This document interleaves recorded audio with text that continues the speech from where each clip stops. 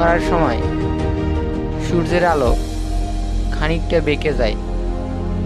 বেঁকে যাওয়া আলোক রশ্মিকে আমরা রংধনু আকারে দেখতে পাই। এখন আপনাদের মনে প্রশ্ন ভাসতে পারে, তাহলে এটির মধ্যে কেন 7টি রং থাকে? আমরা সূর্যের আলো প্রথমত সাদা বলে জানি, আসলে কিন্তু মোটেও সূর্যের আলো সাদা নয়, এর মধ্যে 7টি রং বিদ্যমান থাকে।